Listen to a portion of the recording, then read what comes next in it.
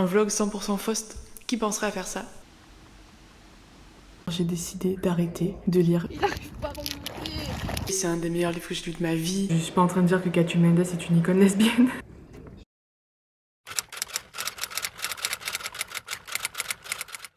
Bonjour et bienvenue dans ce vlog lecture que j'ai envie de vous faire depuis très longtemps et je suis super contente de le commencer aujourd'hui. Je suis là avec des livres et je vais vous expliquer un petit peu le concept. Quand je fais des vlogs lecture, j'aime bien avoir un thème un peu commun, un fil directeur, tout ça. Et j'avais très envie de lire plusieurs livres qui reprennent l'histoire de Faust, le docteur Faust. Donc à la base, Faust c'est un personnage réel qui a vraiment existé dans l'histoire. J'aimerais vous faire une grosse vidéo sur les origines de Faust, ce personnage, comment il a été utilisé en littérature, comment il a été réécrit, etc. Et pour faire ça, je vais lire tous ces livres. Bon, je les lis pas pour faire une vidéo, je les lis parce qu'il faut que je les lise pour ma thèse. Donc j'ai 2 livres que je vais lire pour ma thèse en rapport avec Faust et ensuite un livre que j'ai mis pour le plaisir parce que c'est important d'alterner aussi. Je vous ai dit dans les vlogmas que je voulais depuis assez longtemps relire le Faust de Goethe. Donc je suis allée chercher sur Gallica le Faust 1 et 2, il y a 2 pièces de théâtre qui ont été écrites par Goethe. J'ai pris la traduction de Gérard de Nerval parce que je travaille sur les autrices du 19e siècle et donc je prends la traduction qui a été le plus probablement lue par elle parce que je vais étudier un peu l'intertextualité de ces autrices avec l'histoire de Faust. Il y a des références à Faust dans Le Dessous de Rachid notamment, qui est un roman que je vous recommande. Et donc, oh non, quelle horreur, je dois me refarcir Faust de Goethe que j'avais trop envie de relire. Donc, le premier livre que je vais lire, c'est Faust 1 et 2, qui sont donc 2 pièces de théâtre avec l'histoire originelle de Faust.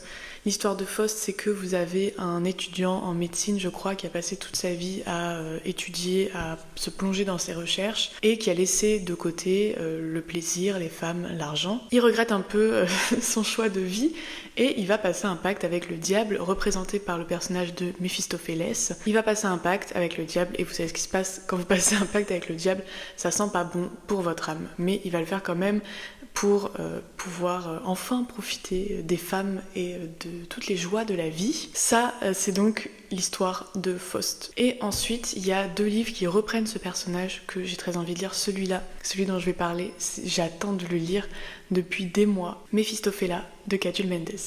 Catulle Mendes est un auteur décadent, j'adore, qui a écrit Le Chercheur de Tard, qui était un de mes coups de cœur littéraires de l'année 2024. J'ai adoré Le Chercheur de Tard. Et il a écrit Méphistophéla. Pourquoi Méphistophéla? Pourquoi féminiser le nom de Méphistophélès? Parce que c'est une histoire de lesbienne. Voilà, c'est à peu près, enfin c'est littéralement tout ce que je sais sur ce livre, c'est que c'est une référence à Faust et qu'il y a des lesbiennes.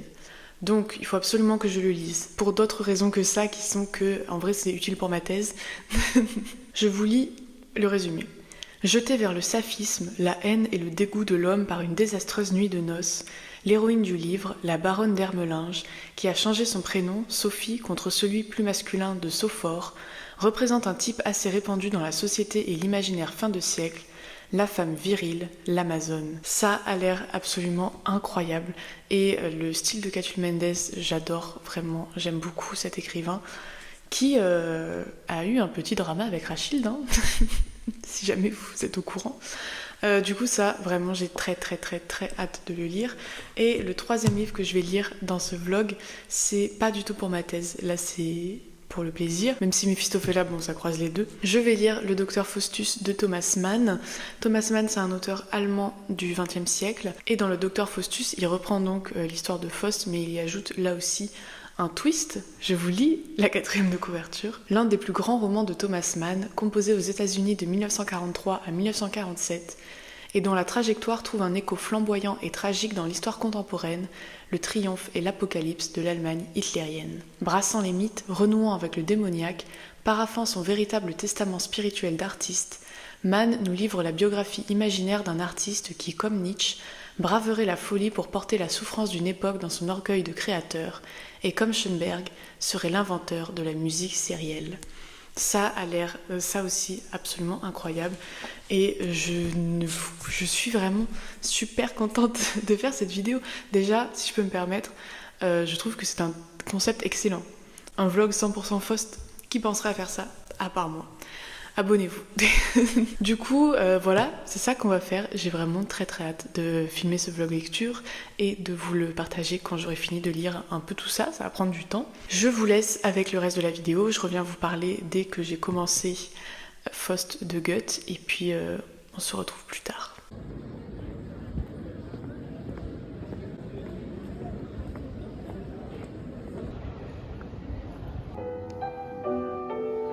Du cinéma, j'ai vu L'œuf de l'ange du réalisateur de Ghost in the Shell, qui est un de mes films préférés, et c'était incroyable. J'ai adoré, trop bien. C'est un film très symbolique, c'est un peu une rêverie post-apocalyptique et c'est vraiment trop beau. Il y a à peine 3 lignes de dialogue, je pense, c'est incroyable. Nouveau film préféré. Ça c'est qu'il va pleuvoir.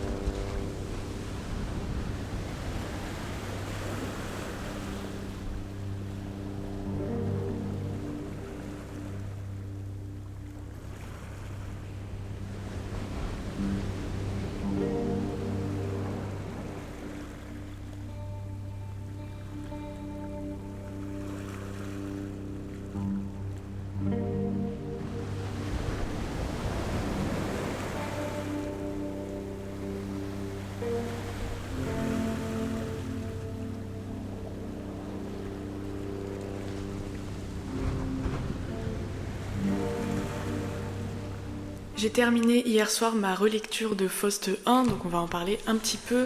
C'était vraiment important que je rafraîchisse cette histoire dans ma tête avant de lire les réécritures. Donc Faust, c'est une pièce de théâtre en 2 parties. Ça commence avec le docteur Faust qui rencontre Méphistophélès. Méphistophélès qui est le diable. Et au début de la pièce, Méphistophélès obtient l'autorisation de la part de Dieu de tester la foi du docteur Faust. Donc c'est pour ça qu'il va voir finalement le docteur Faust qui est le meilleur homme, le plus droit moralement et religieusement. Sauf que Faust en est à un point où il a accumulé absolument toutes les connaissances possibles par un homme et il veut en savoir plus, il veut découvrir ce qu'il y a derrière le naturel, donc découvrir le surnaturel, découvrir tout ce qui est magique parce que c'est la seule chose qui lui reste. Donc il va se laisser tenter par Méphistophélès et il va rencontrer une femme, Marguerite, qui est humaine aussi, et complètement se laisser envahir par son amour pour Marguerite. La première partie, c'est donc Faust qui découvre le monde surnaturel mais qui finalement rencontre Marguerite et tombe amoureux d'elle. Et la deuxième partie, c'est la séduction de Marguerite avec Méphistophélès qui l'aide à réussir à obtenir, entre guillemets, Marguerite. J'ai beaucoup aimé, c'est évidemment... c'est une pièce, j'ai pas besoin de vous dire que c'est un très bon morceau de littérature parce que je suis pas du tout la première à la découvrir, mais c'est vraiment un incontournable si vous vous intéressez à la littérature classique. C'est un de ces livres qui est présent dans tous les autres livres. Finalement, si vous voulez apprécier Le Maître et Marguerite, qui est un des plus grands chefs-d'œuvre de la littérature, un livre de Bulgakov, il faut absolument, évidemment, avoir lu Faust de Goethe. Donc voilà, c'est un livre que tout le monde connaît, qu'on ne lit pas forcément, mais qui, je pense, devrait être lu, en tout cas si vous voulez vous intéresser plus spécifiquement à la littérature classique et surtout à la littérature du 19e siècle. Je vais vous lire quelques-unes de mes citations préférées que j'ai notées dans mon carnet. J'ai noté une citation de Méphistophélès qui dit à propos de Faust, avant de l'avoir rencontré: « Toujours son esprit chevauche dans les espaces et lui-même se rend compte à moitié de sa folie.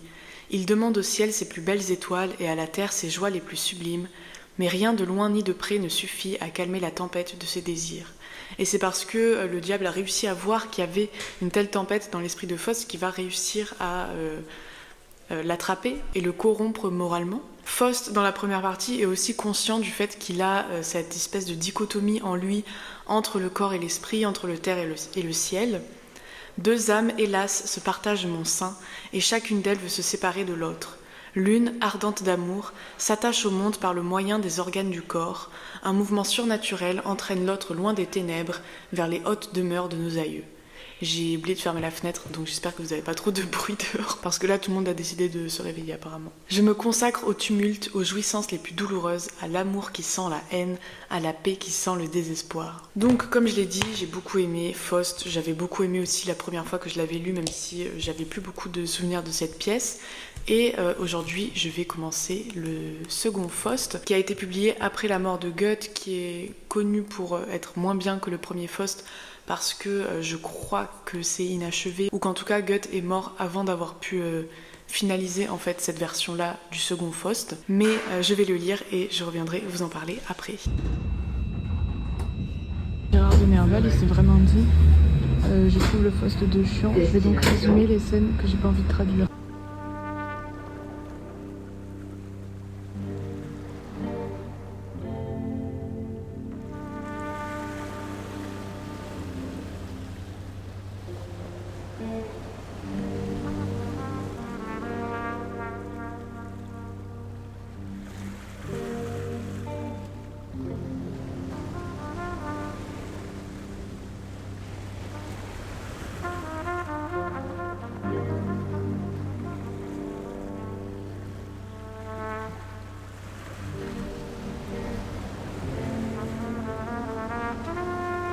Ce matin, j'ai fini de lire Faust 2, ça m'a pas pris beaucoup de temps et c'était un peu chiant, je vais pas vous mentir.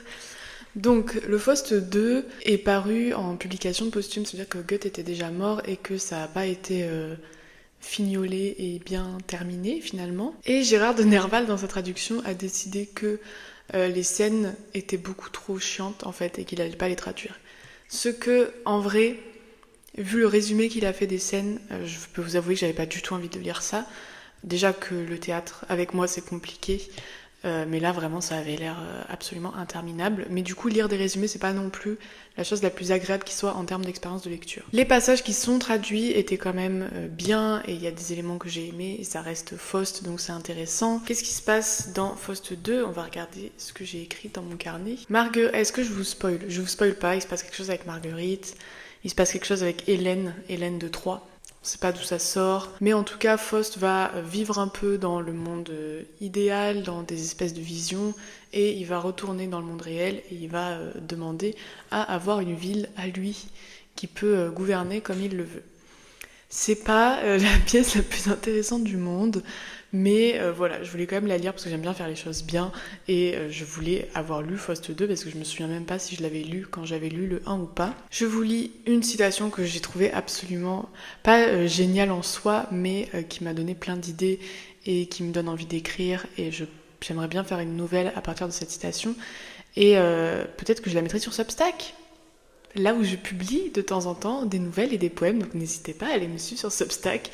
En tout cas, voilà, j'aimerais bien écrire un texte à partir de ça, peut-être que ce sera un texte tellement bon qu'il sera publié dans quelque chose, et si je le pense pas digne de publication, je le mettrai sur Substack. C'est Méphistophélès qui dit à Faust « Je te découvre à regret un des plus grands mystères. Il est des déesses puissantes qui trônent dans la solitude.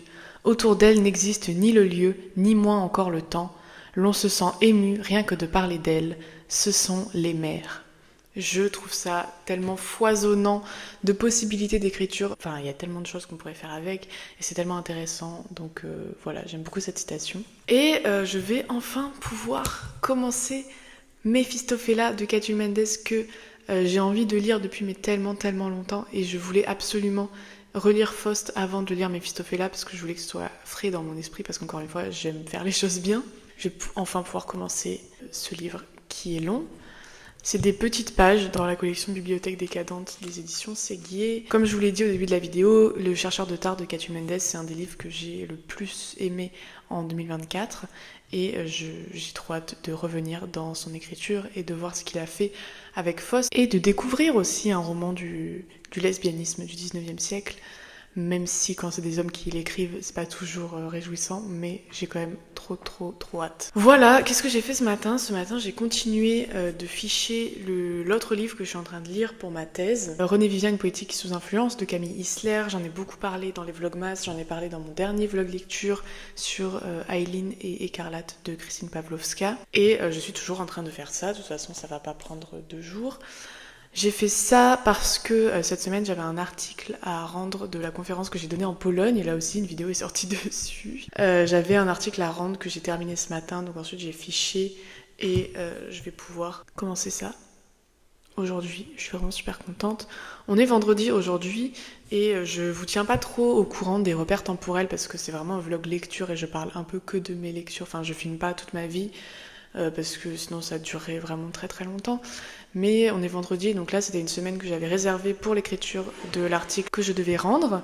Et la semaine prochaine, je suis très heureuse de vous annoncer que je vais commencer la rédaction de ma thèse. Je vais commencer soit par l'introduction, soit par un mini chapitre que j'ai envie de rédiger pour creuser un peu mes idées dessus. Je pense que je vais commencer par l'introduction en vrai parce que j'ai déjà un plan dans ma tête. Je vais filmer un vlog thèse, soit cette semaine-là, soit la semaine d'après. Enfin, on verra. Si je peux filmer 2 vlogs en même temps, je suis pas sûre que ce soit une très bonne idée. Mais voilà, je vais vous faire en tout cas un vlog thèse. Je commence la rédaction de ma thèse. Donc, stay tuned et abonnez-vous à ma chaîne si ça vous intéresse. C'est tout ce que j'avais à vous raconter. Je vais commencer Mephistophéla de Catulle Mendes et je reviens vers vous dès que ça aura été fait.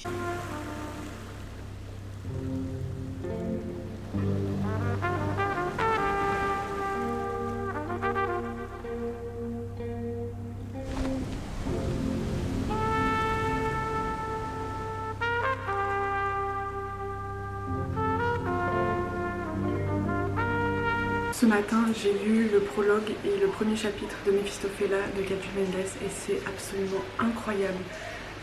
Déjà, c'est la plume de Catulle Mendes qui est absolument folle. Je vous lirai des passages si j'y pense, mais je vous lirai des passages que j'ai adorés. Et c'est trop génial, il y a beaucoup d'inspiration naturaliste et ça rejoint ce que je disais dans la vidéo sur Georges de Perrobrune sur le naturalisme et la décadence.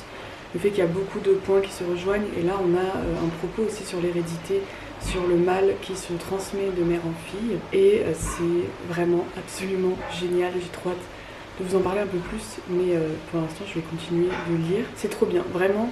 J'ai lu le premier paragraphe et je savais déjà que ce livre allait être dans mon top 3 de mes lectures de 2026. Je sais que je vais l'adorer, je sais que ça va être dans mes livres préférés de tous les temps. Il n'y a aucun... Je vous spoil la vidéo en fait, voilà.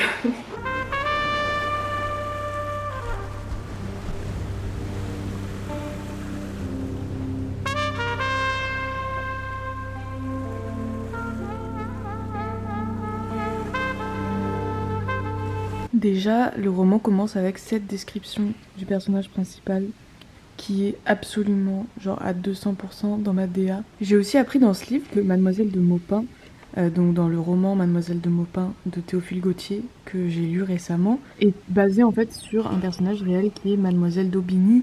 Il y a un podcast sur elle sur France Culture et en fait c'était une femme qui se déguisait en homme, qui séduisait des femmes et qui ensuite faisait des duels à l'épée donc avec des hommes.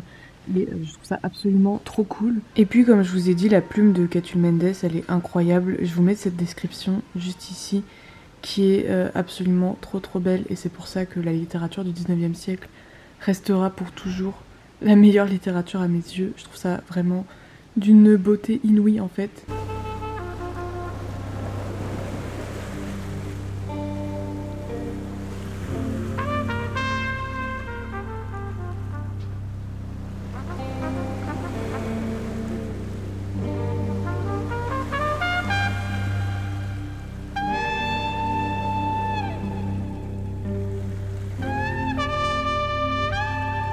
J'ai terminé le premier chapitre de René Vivien, une poétique sous influence. Donc là, je suis arrivée au deuxième. Quelle influence, quel intertexte. Merci Salem, comme d'habitude, de me couper la lumière. C'est un livre qui est vraiment intéressant. Je vais mettre le marque-page pour vous montrer, mais j'ai qu'une main. Je disais donc, c'est un livre qui est super intéressant et que je vous recommande si jamais vous voulez connaître vraiment la poétique de René Vivien, qui est une autrice quand même à connaître, tout simplement.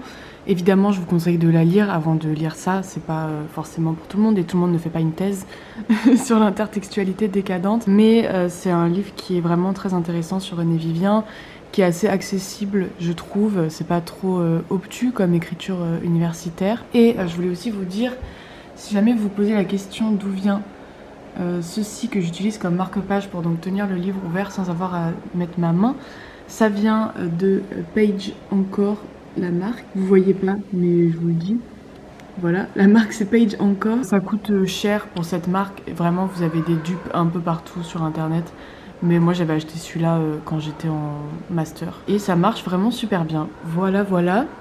toujours comme d'habitude un chat sur le linge. Du coup j'ai terminé de ficher le premier chapitre et là je vais préparer mon organisation pour commencer l'introduction de ma thèse. Comme je vous ai dit, je vais pas commencer tout de suite parce que bon, pour des raisons évidentes c'est un peu compliqué, mais je vais faire l'organisation un peu, je vais trier les idées que j'ai dans ma tête, faire une espèce de plan et ensuite je vais lire et je reviens vers vous avec ce livre absolument génial.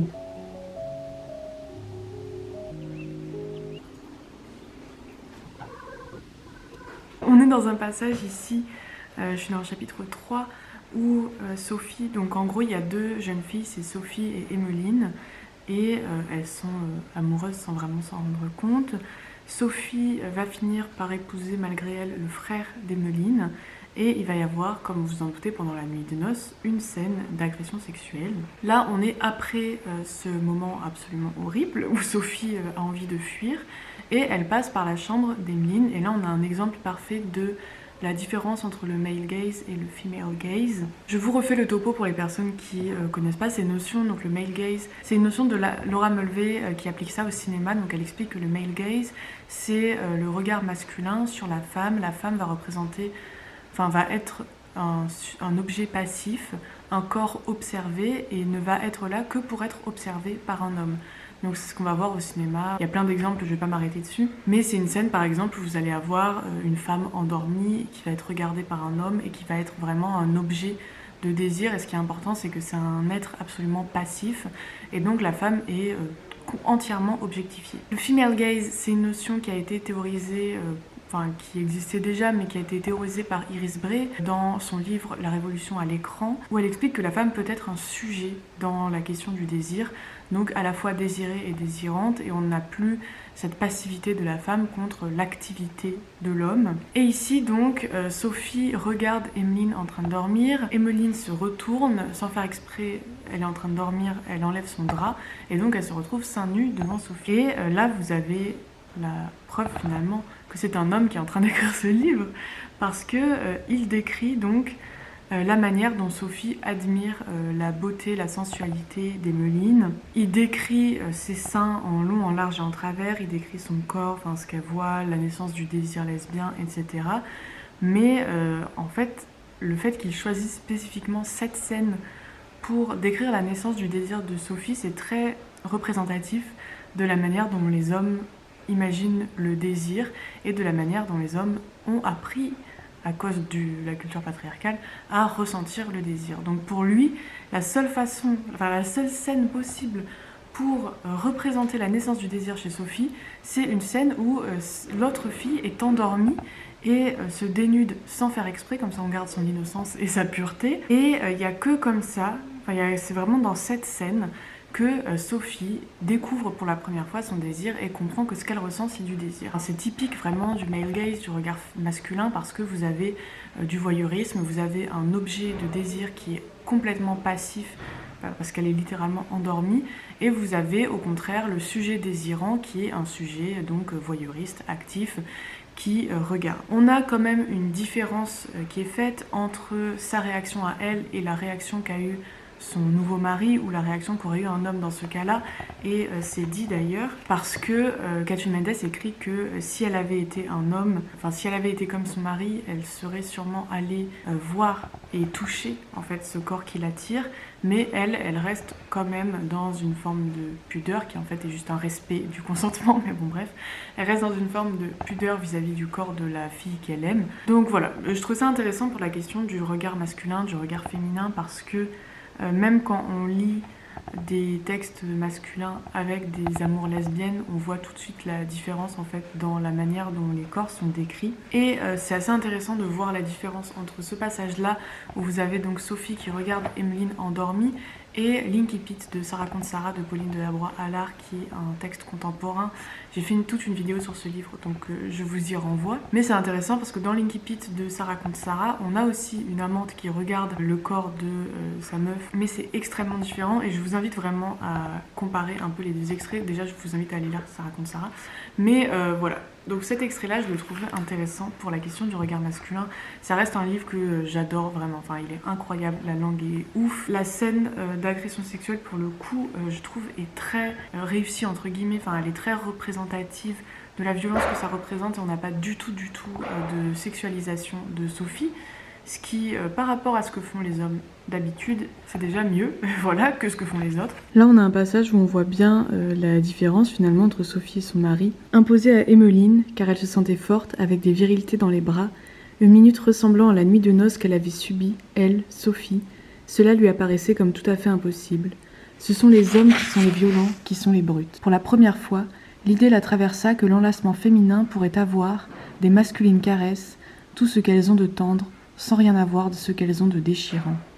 Être un époux avec des douceurs d'amis, être la force qui ne fait point de mal, qui veut, non moins que sa propre joie, la joie de l'adorer, cette possibilité lui a paru lointaine mais si douce. Ce que je trouve vraiment intéressant dans ce passage-là que je viens de lire, c'est que c'est pas non plus ce que les hommes font d'habitude avec les amours lesbiennes, c'est-à-dire en faire quelque chose de super doux, de très pudique, de très féminin entre guillemets. Mais on est dans un entre-deux qui finalement est assez réaliste dans le sens où elle veut être la force qui ne fait point de mal, mais qui voit quand même dans la sexualité finalement une forme de force. Pas quelque chose d'entièrement doux, d'entièrement stérile finalement, de très flou, de très abstrait, mais quelque chose qui a vraiment un aspect, ici évidemment on parle en termes de masculin et de féminin parce qu'on est au 19e siècle, mais quelque chose qui a une force virile et en même temps le côté féminin qui est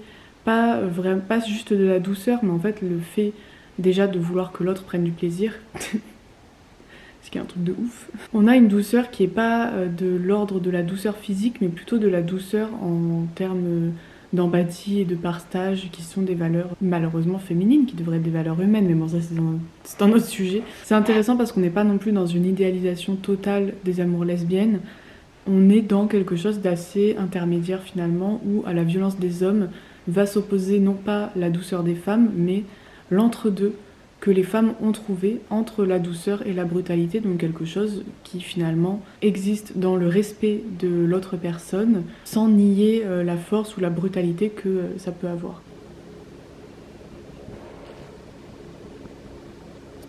Là, il y a un moment où Sophie se rend compte du coup qu'elle déteste la violatrice nudité de l'homme et qu'elle préfère la passive nudité d'une vierge endormie. Et ça me fait penser à quel point c'est fou le fait que les hommes soient incapables de penser la sexualité comme autre chose qu'un rapport actif-passif. Et du coup, vous avez des hommes qui écrivent, comme Catulle Mendes, des relations lesbiennes et qui calquent ce schéma-là avec forcément une femme dominante, active et une femme qui va être passive, entre guillemets, qui va se laisser porter par le flot. Ça montre aussi à quel point, pour certains hommes, la sexualité, c'est vraiment uniquement une question de pouvoir et pas du tout une question comme ce que Sophie voulait avec Emmeline, donc un plaisir partagé, quelque chose qui s'échange et qui met les deux personnes sur un vrai pied d'égalité. T'en penses quoi? Après, c'est intéressant aussi, je suis désolée si le son pue sa mère, mais c'est parce qu'il y a le chauffage à côté. Mais c'est intéressant aussi de voir que Catulle Mendes explique l'emploi que son mari avait voulu faire d'elle, avait fait d'elle hélas, ne lui enseignait que très confusément l'emploi qu'elle ferait de Emmeline. Et du coup, c'est hyper intéressant par contre de voir que c'est l'expérience hétérosexuelle qui va faire que certaines femmes, quand elles arrivent à mettre des mots sur leur désir lesbien, vont galérer avec la sexualité parce que tout ce qu'elles auront connu, ce sera des schémas finalement comme ça, donc d'activité, passivité, et même des schémas un peu toxiques. Et du coup, là, on voit bien que pour Sophie, ça va être compliqué d'entrer dans une forme saine, entre guillemets, de son désir, parce que tout ce qu'elle a connu, c'est la violence des hommes, et donc elle ne connaît pas la sexualité hors de la violence. Et ça, je trouve que pour le coup, c'est quelque chose de très important à dire. Évidemment, je suis pas en train de dire que Catulle Mendes est une icône lesbienne, mais je trouve que c'est un livre qui se diffère quand même assez bien du discours sur le lesbianisme à la fin du 19e siècle. Et c'est intéressant de voir qu'il y a des éléments qui sont vraiment hyper modernes dans ce roman-là et qui montrent avec assez de justesse finalement toutes les difficultés que ça entraîne d'être une lesbienne dans une société qui est hyper hétérosexuelle, où on est obligé de se marier avec un homme, etc. J'ai commencé la deuxième partie et c'est ouf parce que là on a un personnage principal masculin, en tout cas dans le premier chapitre de la deuxième partie, et tout d'un coup on a le discours misogyne de la fin du 19e siècle sur les femmes qui n'était pas du tout présent dans la première partie. Et c'est assez intéressant que ça arrive justement au moment où on suit un homme et les pensées d'un homme, parce que ça change en fait vraiment tout le discours du roman, et c'est assez déroutant à voir, et en même temps ça va bien avec ce que j'ai dit un peu sur la représentation par Catu Mendes des amours lesbiennes, où on est finalement dans quelque chose qui a l'air d'être très moderne dans sa narration et qui remet en question pas mal d'idées reçues et d'images décadentes.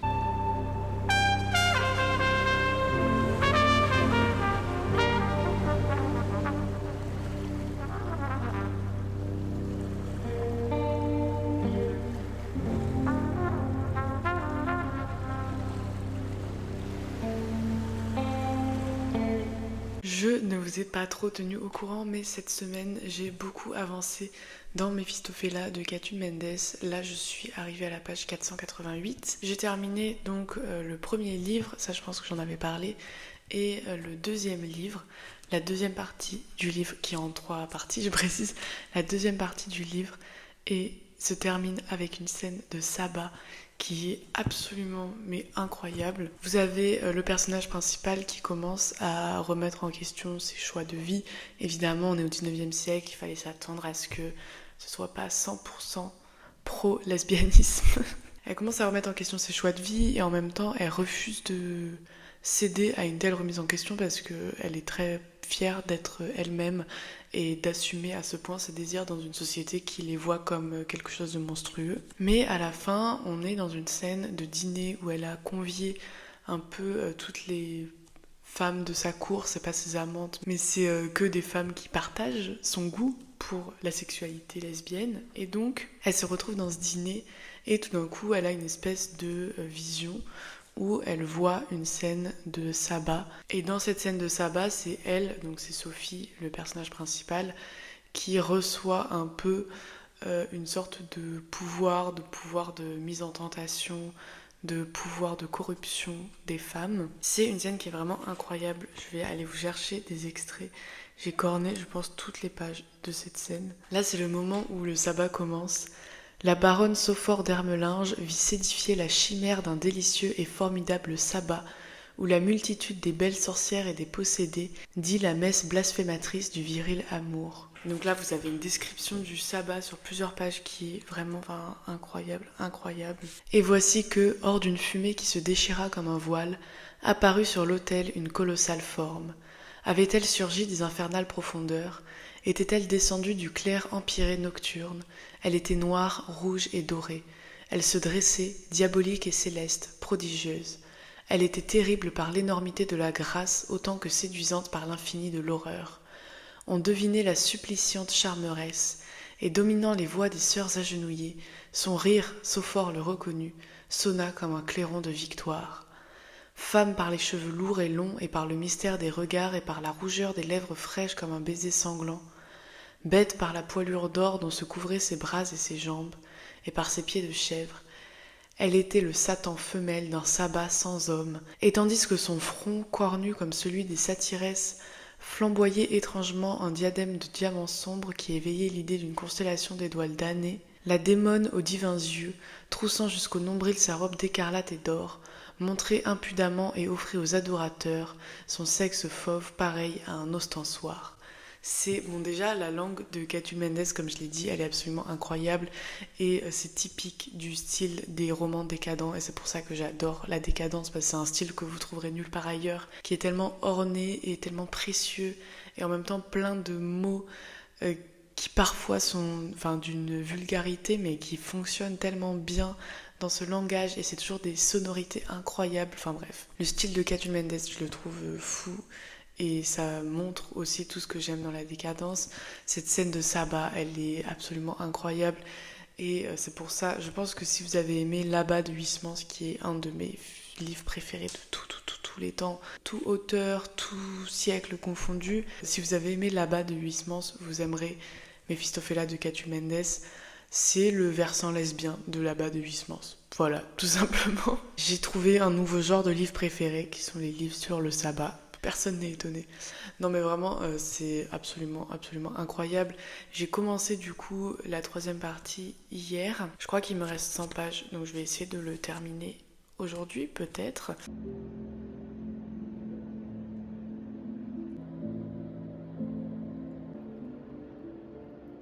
Ça y est, j'ai terminé Méphistophéla de Catu Mendes et on va en parler un petit peu. Donc j'ai terminé Méphistophéla et j'ai mis 5 étoiles et un cœur dans mon système de notation personnelle.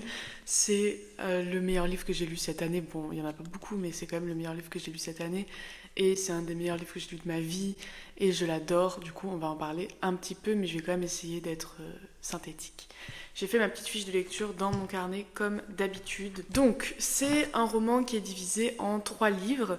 Dans le livre premier, on suit l'enfance de Sophie et son adolescence, comment elle grandit avec Emmeline, qui est son amie d'enfance, et très innocemment sa première amoureuse, même si elle s'en rend pas tout à fait compte. On suit leur enfance vraiment idyllique, on est dans un Éden lesbien parfait, on est dans la pureté du désir qui n'est pas consommé, etc. On va suivre leur enfance jusqu'au mariage de Sophie avec le frère d'Emmeline, et tu peux ne pas mordiller ton os. On est en train de faire famille d'accueil pour un husky qui terrorise les chats, mais juste là qui est en train de mordiller son os en plastique en même temps que je parle. De toute façon, à chaque fois que je décide de parler dans mon micro, il y a un animal qui vient et qui fait du bruit. Sophie épouse le frère d'Emmeline. La nuit de noces se déroule comme vous pouvez imaginer qu'une nuit de noces se déroule quand une meuf lesbienne se rend compte qu'elle n'a absolument pas envie que son mari la touche. Donc on a une scène un peu horrible, évidemment, de nuit de noces non consentie. Et puis on a la fuite de Sophie, qui est une scène incroyable, dans mes scènes préférées de ce roman. Je vais jamais réussir à me concentrer avec ce bruit de plastique, j'espère vraiment que vous l'entendez pas. Sophie va essayer de s'enfuir avec Emmeline, qui malheureusement est beaucoup moins tiraillée par son désir qu'elle. Dans le livre second, on va suivre la vie de Sophie à Paris, dans sa mondanité lesbienne. Et dans le livre 3e, on va arriver dans, c'est pas vraiment un spoil parce qu'on est dans un roman décadent, dans la déchéance du personnage, évidemment. C'est un livre qui est vraiment génial. J'ai adoré. Ce qui est vraiment intéressant, et Jean de Palacio, qui est un spécialiste de la décadence, en parle dans son introduction à ce livre. Donc là, on est aux éditions Séguier. Dans son introduction, il parle du fait que c'est a priori un roman qui vindicativement critique le lesbianisme, enfin, qui le montre comme une maladie, quelque chose vraiment, un péché, mais tellement pécheur que vous allez direct en enfer, enfin voilà. D'un côté, c'est un roman qui est très critique du lesbianisme, et en même temps, il donne à voir une gloire et une magnificence et une beauté tellement pure de l'amour entre femmes, que je trouve c'est quand même un discours qui est très libre à l'interprétation. Et j'en parlais quand je lisais la première partie, on a vraiment des traits, je trouve, très modernes et très progressistes, si on ne peut pas vraiment parler comme ça au XIXe siècle, mais des traits très modernes vis-à-vis de l'amour lesbien, et une appréciation quand même de ce refus de faire entrer la violence masculine dans les relations amoureuses et les relations sexuelles.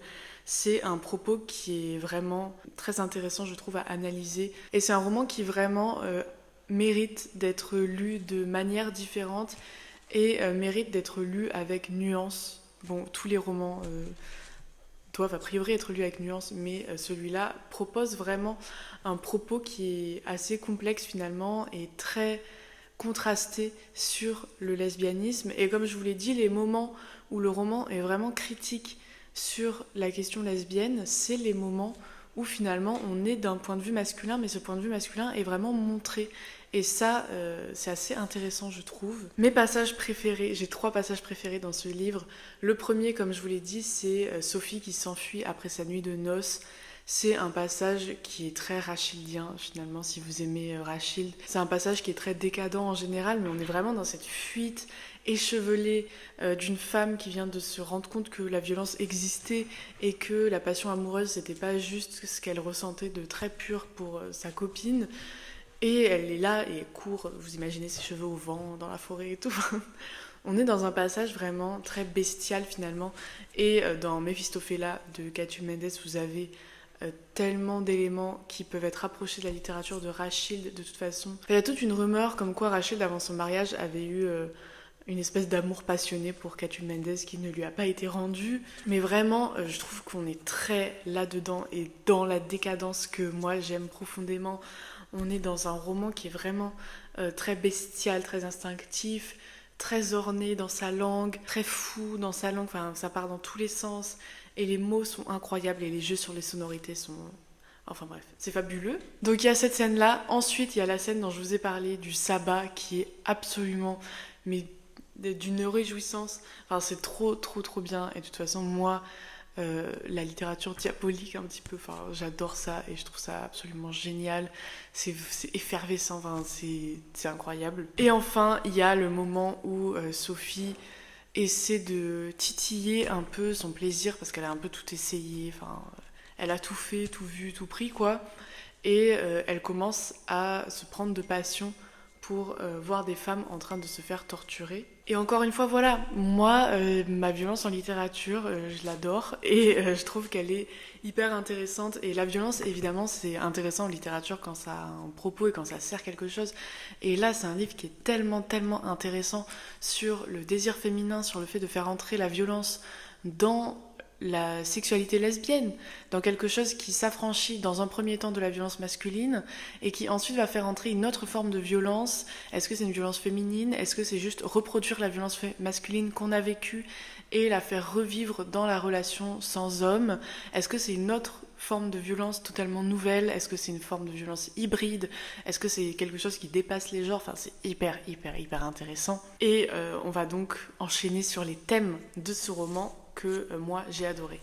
Il y a pour thème La femme, le ventre, la faute, qui est le nom d'un article que j'ai publié sur Substack, le lien du ventre féminin, enfin du ventre féminin, et dans le ventre je compte l'estomac et en même temps ce qu'il y a en dessous du ventre. Le lien entre le ventre et la faute chez les femmes en littérature et en art, le fait que la maternité soit liée à la faute, le fait que le plaisir sexuel soit... Enfin, c'est incroyable et là on est en plein dedans. Je peux vous faire une thèse en fait sur ce livre tout simplement. Ensuite on a comme je vous l'ai dit le contraste, l'aspect un peu dichotomique de ce rapport au lesbianisme où on est entre l'excès glorieux et la maladie dont on peut vraiment pas se dépêtrer, enfin cette espèce de lèpre finalement. On a évidemment le récit de la décadence d'une ville et de la décadence d'une femme. C'est Paris qui croule sous la corruption. C'est une femme qui croule sous le plaisir et la jouissance et qui est complètement exténuée de plaisir en fait et qui n'y trouve même plus de plaisir. On a l'omniprésence de l'ennui et le fait de vouloir fuir à tout prix l'ennui, le fait que l'ennui se trouve à la fois dans le rire des bourgeois contents avec leur petite vie à la campagne, avec du bon vin et de la bonne bouffe et des enfants. On a le rire bourgeois qui est synonyme d'ennui, mais on a aussi le rire diabolique que Sophie entend tout le temps, qui est aussi finalement un peu synonyme d'ennui parce qu'à trop prendre de plaisir, on ne prend plus du tout de plaisir. Et enfin, on a la question, donc comme je l'ai dit, par rapport à la violence féminine, la violence masculine, est-ce que la violence sexuelle lesbienne est une reproduction de la violence masculine qui a été vécue pendant la nuit de noces de Sophie? Comment est-ce que les femmes qui entrent dans le lesbianisme reproduisent la violence qu'elles ont vécue quand elles existaient dans l'hétérosexualité? Je trouve que ce roman évoque, peut-être involontairement, mais évoque très bien l'hypersexualité qui peut être le résultat des agressions sexuelles, le fait qu'on a un personnage qui va avoir une première expérience sexuelle absolument atroce et qui va du coup se plonger totalement dans son désir et son plaisir au point de ne vivre et de n'exister que par ça. Elle y va vraiment tête la première et elle n'existe que comme ça, elle se sent vivre que comme ça. Et en 1890, elle n'a pas accès à un super psy pour lui dire que c'est une réaction traumatique et qu'elle peut en sortir et elle peut guérir et elle peut créer un lien beaucoup plus sain avec la sexualité et avec son propre désir. Et je trouve ça hyper intéressant, le fait que ce soit mis en scène comme ça et qu'on puisse le lire aussi aujourd'hui avec des lectures psychologiques plus avancées finalement que juste l'hystérie évidemment. Donc on a la question de l'hypersexualité et la question aussi de la reprise du pouvoir, parce que Sophie c'est une femme qui est très dominante dans ses relations amoureuses et il y a évidemment cette question justement de la domination qui a été vécue, donc le fait qu'elle a vécu la soumission extrême et comment est-ce que ça va influencer toutes les relations qu'elle va avoir après, comment ça va bousiller un peu son rapport au désir, son rapport à la sexualité, et le fait qu'elle a ce besoin constant d'asseoir sa domination, de prendre le pouvoir sur les autres femmes, comme si elle avait, même elle parle de revanche, il me semble à un moment, elle a une revanche à prendre sur la gente masculine, sauf qu'elle reporte ça sur les femmes parce que forcément c'est plus facile de soumettre des femmes qui sont déjà habituées entre guillemets à la soumission aux hommes que de soumettre des hommes, même si on pourrait très bien imaginer un pan hétérosexuel de ce livre qui serait un peu finalement, les travaux c'est insupportable, qui serait un peu finalement la marquise de Sade de Rachid. En fait, voilà, tout simplement, la marquise de Sade de Rachid, qui est l'histoire donc d'une femme qui va vivre elle aussi des agressions de la part des hommes et qui va devenir complètement dominatrice et tortionnaire avec les hommes. Pendant que je lisais Méphistophélès, je pensais beaucoup à la marquise de Sade parce qu'il y a vraiment beaucoup de ressemblances. C'est des textes qui se lisent ensemble, je pense, et on pourrait vraiment faire quelque chose d'intéressant avec ces deux livres. Ne me tentez pas. Je finirai par le faire. Mais voilà, tout ça pour dire que Méphistophélès de Catulle Mendes, c'est un pur chef-d'œuvre que je vous le recommande à 1000%. Alors je le recommande en partant du principe que les personnes qui regardent mes vidéos connaissent un peu mes goûts. Je dis pas que je le recommande à tout le monde. Peut-être que c'est pas le meilleur livre pour commencer avec les romans décadents, mais moi je suis de l'école qui pense qu'on peut prendre la littérature par n'importe quel bout, et que si on s'y intéresse vraiment, la littérature viendra à vous. Je pourrais vous faire des vidéos sur quel livre pour commencer la décadence, quel livre pour commencer les classiques, et peut-être que j'en ferai un jour, enfin vraiment je dis pas non, mais je pense que la meilleure chose à faire quand vous voulez commencer une littérature, commencer la décadence ou commencer la littérature classique, le mieux c'est vraiment juste de choisir ce que vous avez sous la main et de lire et de voir, en fait, si vous aimez pas, vous saurez ce que vous aimez pas, et si vous aimez, vous saurez quoi chercher. Si vous aimez l'auteur que vous avez lu, vous allez creuser. Si vous aimez pas cet auteur, vous allez choisir quelqu'un d'autre. Et vraiment, le mieux, c'est juste de choisir un livre et de le commencer. J'ai trop envie de vous publier ce vlog lecture tout de suite parce que j'ai trop envie de vous parler de ce livre, mais je vais faire les choses bien et je vais commencer ma nouvelle lecture qui est Le Docteur Faustus de Thomas Mann. J'espère que je vais pas y passer 3 plombes. Même si j'ai vraiment la flemme, parce que je vous laisse regarder la taille des caractères dans ce livre, c'est un enfer. 667 pages, avec une police comme ça, enfin bon. On va voir si j'arrive à le lire vite. Si jamais j'abandonne ce vlog en cours de route, vous ne m'en voudrez pas. Voilà. Mais en tout cas, Méphistophélès de Catulle Mendes, un pur chef-d'œuvre que je vous recommande à 2000%. Et je vous retrouve dans quelques secondes pour vous, pour parler de ma prochaine lecture. Moi je m'y attendais pas. Caille, il arrive pas à remonter. Allez. Ben non, écarte-toi.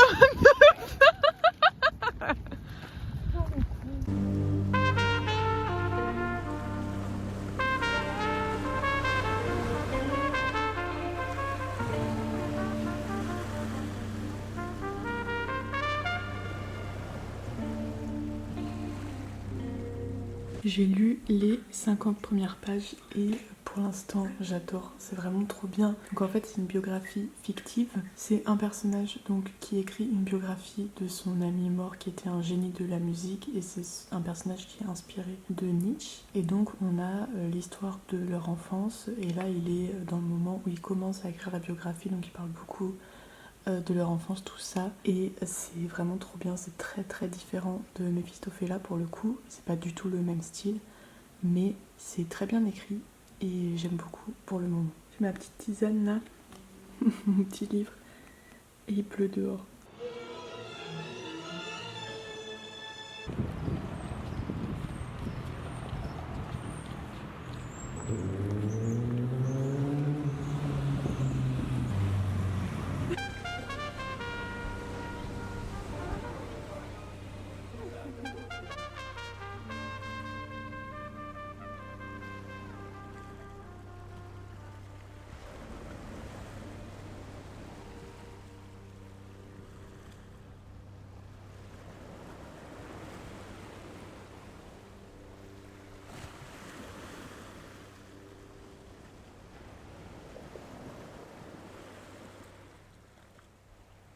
Je suis à la page 120 du Dr Faustus et vraiment j'adore pour l'instant.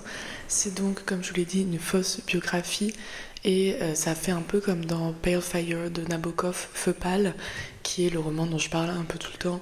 Ce roman où vous avez des vers qui ont été écrits par un personnage et tout le roman se déroule dans les notes de bas de page qui sont écrites par un autre personnage qui a connu le poète et qui finit par en fait raconter sa vie dans les notes de bas de page, raconter la vie du poète, mais pour finalement aussi parler beaucoup de lui. Et là on a pas mal de chapitres où le narrateur, sous prétexte de parler de son ami musicien, parle aussi beaucoup de lui, de son rapport à la guerre, du fait qu'il est en conflit avec son fils parce que son fils fait partie des partisans de l'Allemagne hitlérienne. Et vous avez donc à la fois cette histoire d'un génie en devenir et en même temps l'histoire de cet homme qui n'est pas devenu un génie mais qui fait valoir sa position vis-à-vis du statut politique de l'Allemagne dans ces années-là et qui évoque son propre rapport à son enfance, sa propre relation à la musique. C'est hyper bien, j'aime beaucoup, c'est très technique sur la musique, la manière de créer une partition.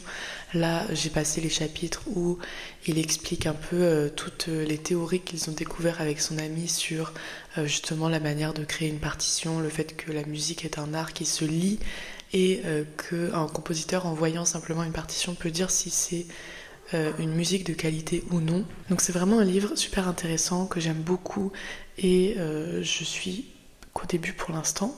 J'ai pas trop lu ce week-end, j'étais occupée à faire un autre changement physique. Voilà, ça c'est ça le problème.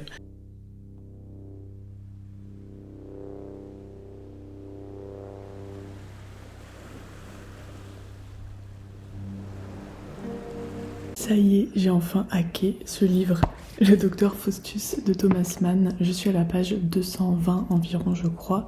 Et le fait de le rapprocher de Pale Fire, ça m'a mis sur la voie du narrateur non fiable, mais on comprend quelque chose quand on arrive dans les pages 200 que j'aurais pu peut-être comprendre plus tôt si j'avais pas été dans une semaine de concentration d'une huître. Mais là c'est bon, j'ai retrouvé ma capacité de concentration et j'ai compris ce qui se passait. Vous allez être choqués car je n'en parle jamais sur ma chaîne. Ce narrateur est homosexuel. Il y a une chose à prendre en compte déjà, c'est que Thomas Mann a écrit La mort à Venise, qui est un des romans les plus connus et les plus évoqués dans la littérature homosexuelle et surtout dans celle du XXe siècle. Enfin vraiment c'est très connu, c'est un livre que j'ai lu, que je connais bien. Déjà Thomas Mann a écrit La mort à Venise. Ensuite, à partir du moment où on le sait, ça apparaît comme une évidence, mais j'étais déjà pas très concentrée et surtout le début du livre où c'est toute l'enfance, les études d'Adrien sont pas les morceaux de littérature les plus intéressants que j'ai lus de ma vie. Désolé Thomas Mann, mais voilà. Déjà son obsession, mais en fait c'est plus qu'une obsession. Déjà le mec écrit une biographie sur lui après sa mort, ok, mais on se rend compte en lisant le début, leur enfance et tout, que pendant les débuts de leur vie adulte et pendant leurs études, c'est toujours le narrateur qui suit Adrien. Il va changer d'université pour aller dans celle d'Adrien et il va ensuite suivre les cours d'Adrien, dans lesquels, donc du cursus d'Adrien, plutôt que d'aller dans ses cours à lui. Enfin, c'est vraiment un stalker en fait. Enfin, genre vraiment. Et ensuite, on a un passage, ça vous montrera vraiment à quel point j'ai raison, si vous avez besoin d'être convaincu. On a un passage où ils se sont pas vus depuis super longtemps. Et le narrateur donc rejoint encore une fois Adrien, va rendre visite en fait à Adrien, sans que ça lui ait été demandé ou quoi, juste il décide de lui rendre visite et il va le rejoindre dans sa ville et tout, enfin personne l'a invité. Et là il explique qu'il est hyper excité de revoir Adrien, il est trop content. Je me faisais une fête de notre revoir, mais il ne lui céda en rien sous ce rapport et déconcerté, à la fois amusé et peiné, je dus ravaler et refouler mes effusions prêtes à déborder. Donc là, il arrive chez Adrien, il est hyper content, il crie son nom. « Adrien, tu m'as trop manqué et tout. » Adrien, il répond « Hello », dit-il sans lever les yeux. « On causera tout à l'heure. » Et il poursuivit son travail quelques minutes encore, me laissant décider si je préférais rester debout ou m'installer à mon aise. Pas plus que moi, le lecteur ne devra s'y méprendre. C'était la preuve d'une longue intimité, d'une vie commune que la séparation d'1 an n'avait pu entamer. Comme si nous nous étions quittés la veille. Donc on a en fait tout le temps dans ce livre des moments où Adrien ne dit rien, Adrien est froid, Adrien est peut-être sec, il parle pas beaucoup, c'est pas quelqu'un de très expressif, et à chaque fois le narrateur va interpréter ça comme un signe de leur fusion à eux, du fait qu'ils sont proches, du fait qu'ils se comprennent, qu'ils n'ont pas besoin de parler, du fait qu'ils fonctionnent de cette manière-là. Il va interpréter le fait qu'Adrien ne l'a jamais appelé par son prénom, qu'il l'appelle que par son nom de famille, il va interpréter les silences d'Adrien, il va interpréter ses lettres, il l'interprète et il met du symbole partout pour appuyer le fait qu'ils ont une relation amicale qui dépasse toute relation fusionnelle possible. Et du coup, ça pose vraiment la question pas juste du narrateur non fiable, mais de la valeur même du texte qu'il propose, et le fait qu'on est plus dans une fiction, voire dans un fantasme, que dans un texte réel, même si évidemment on est dans une fiction, le narrateur est un personnage fictionnel, enfin voilà, je pense que j'ai pas besoin de le préciser. Ça souligne vraiment le fait que tout, si c'est pas de l'invention pure de la part de ce personnage narrateur, c'est au moins une demi-invention, et si c'est une biographie autofictionnelle. Voilà. C'est vrai, c'est tout ce que je suis venue dire en fait, c'est que c'était un roman gay.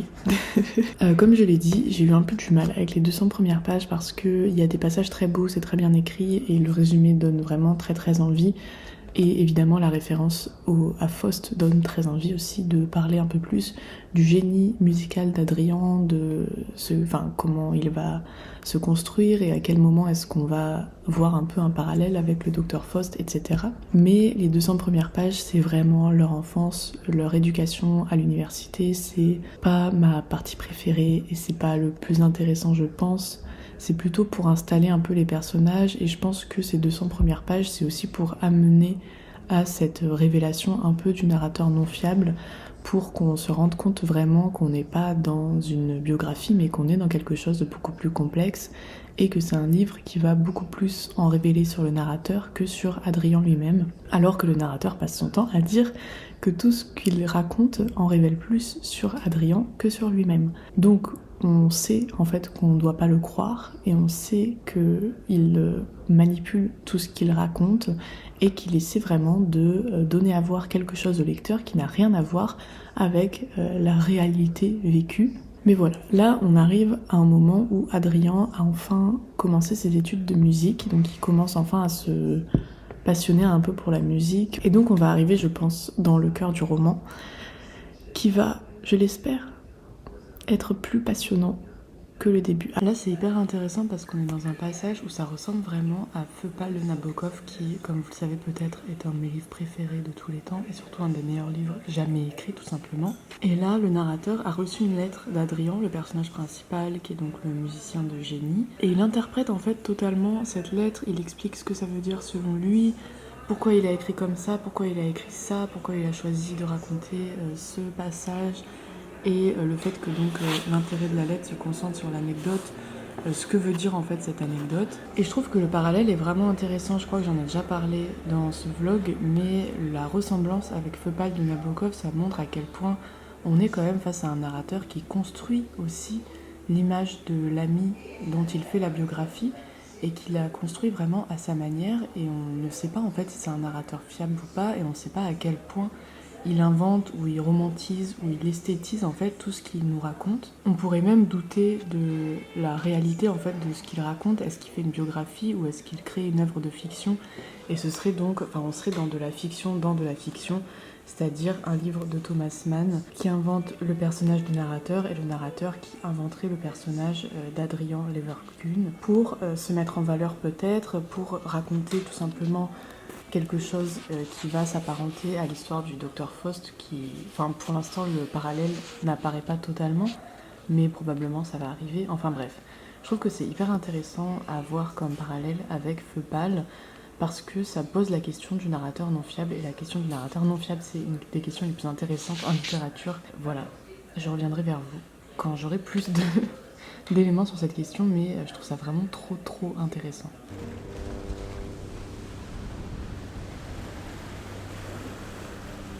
Je veux souffler la bougie. C'est quoi ça? C'est ma création, c'est pour la Saint-Valentin. Waouh! Merci la meuf, super.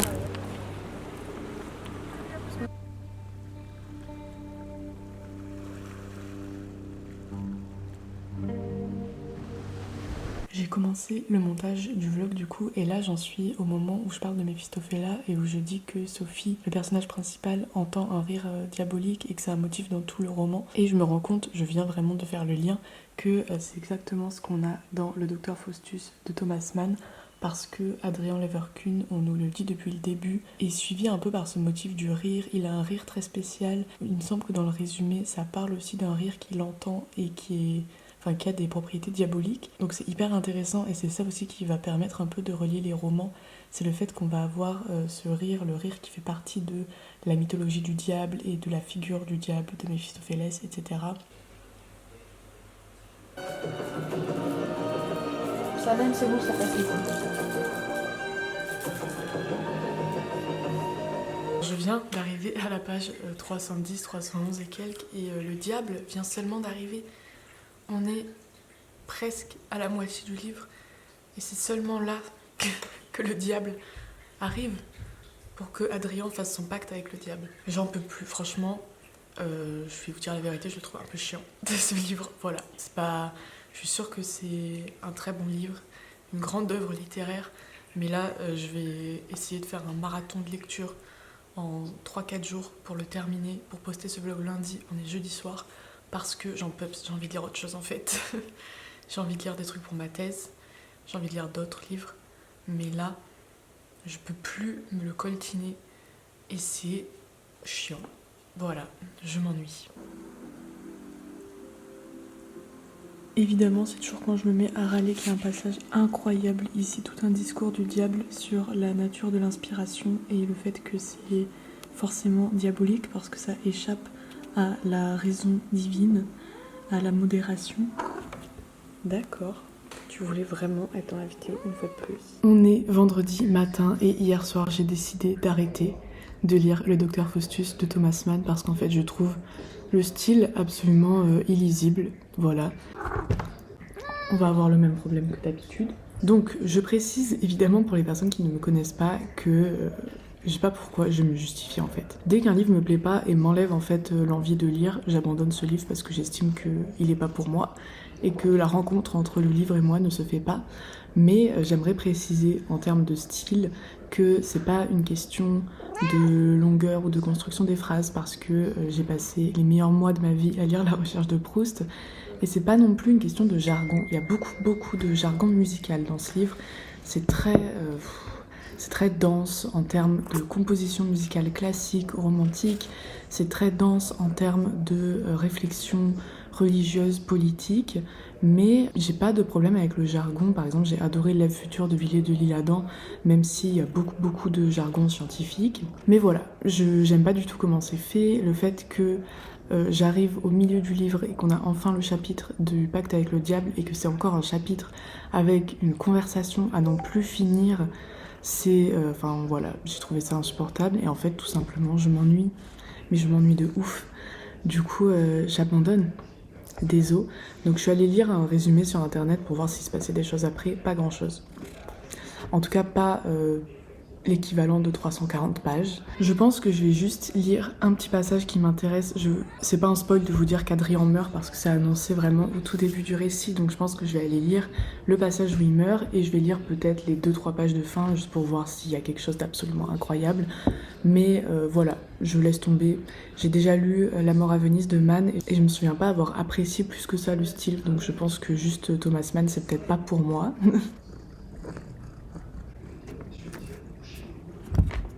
Oh mon dieu! Sur cet abandon, je disais, c'est la fin de ce très long vlog. Merci beaucoup d'avoir regardé. Si vous êtes encore là, j'en déduis que vous êtes des vétérans de cette chaîne, donc merci beaucoup d'avoir regardé. N'hésitez pas à laisser un commentaire pour me dire ce que vous en avez pensé et si vous aimez les vidéos qui sont très longues ou si ça vous saoule, mais si vous êtes là, c'est que vous aimez bien. Je vous annonce aussi, j'avais mis mon recueil en téléchargement gratuit disponible sur mon site. Il est toujours gratuit, mais je l'ai mis sur Ko-fi, qui est un site où vous pouvez faire des dons aux créateurs que vous aimez pour les aider, pour avoir du matériel, tout ça, notamment ce micro qui marche une fois sur 4. Mais du coup je l'ai mis sur Ko-fi, ça veut dire que vous pouvez toujours le télécharger gratuitement là-bas, mais si vous l'avez toujours pas lu, toujours pas téléchargé et que vous voulez lire un peu ce que j'écris et que vous voulez me soutenir aussi, vous pouvez aussi le télécharger en mettant un prix libre, donc de votre choix, juste pour me soutenir, voilà. On se revoit la semaine prochaine dans une nouvelle vidéo. J'espère que vous passez une bonne semaine et que le vlog d'une heure vous a fait plaisir. Voilà, sur ce on vous dit au revoir avec Salem et merci encore d'avoir regardé.